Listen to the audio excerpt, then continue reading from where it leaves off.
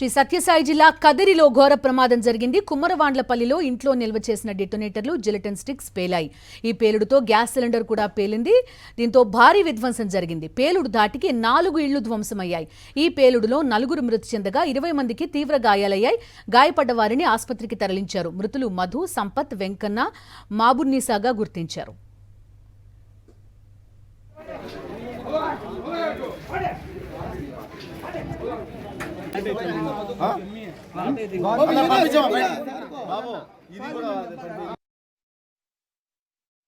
సత్యసాయి జిల్లా కుమ్మరవాండ్లపల్లి గ్రామ పంచాయతీ నందు ఈరోజు ఒక భారీ పేలుడు జరిగింది. ఇక్కడ దాదాపు 10 ఏళ్ల నుంచి తెలంగాణకు చెందిన కొందరు బ్లాస్టింగ్ సంబంధించిన వాళ్ళు కొందరు ఇక్కడ బాడీ కొనడం జరిగింది. ఆ ఇంటిలో పొగలు రావడం జరిగింది. చుట్టుపక్కల వాళ్ళు ఏదో ఆ పొగలు వస్తుండడం వల్ల వెంటనే పోయి నీళ్ళు ఆరిపోయి వెళ్ళడం వల్ల పెద్ద సౌండ్ వచ్చింది. ఆ సౌండ్ రావడంతో చుట్టుపక్కల 4 ఇండ్లు నేలమట్టం అయ్యి దాదాపు 4 దుర్మరణం చెందినారు. వెంటనే వీళ్ళందరినీ ప్రభుత్వ ఆసుపత్రికి పంపించడం జరిగింది.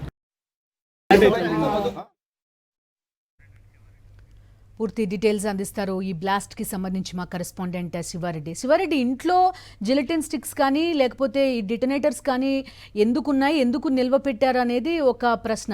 ఎవరు వీళ్ళు నిల్వ చేసింది? ఈ బ్లాస్ట్ లో వాళ్ళకు కూడా ఏమైనా ప్రమాదం జరిగిందా? వివరాలేంటి? ఎక్కడ చికిత్స పొందుతున్నారు బాధితులంతా?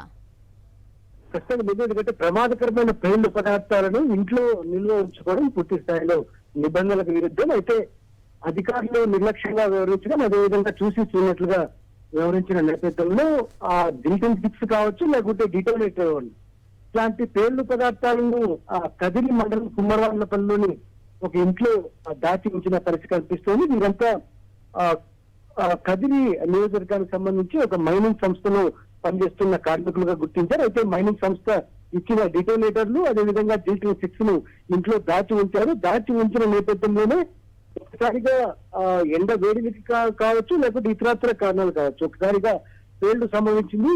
డిటోనేటర్లు, జిలెటిన్ స్టిక్స్ ఒకసారిగా పేలిన నేపథ్యంలో వాటికి గ్యాస్ సిలిండర్ కూడా జత కావడంతో పేలుడు తీవ్రత పూర్తి స్థాయిలో ఎక్కువగా ఉంది. అందుకే ఒకసారిగా పేలిన నేపథ్యంలో దాదాపుగా 4 ఇళ్లు నేలమట్టమయ్యే, దాదాపుగా 4 అక్కడికక్కడే చనిపోయారు.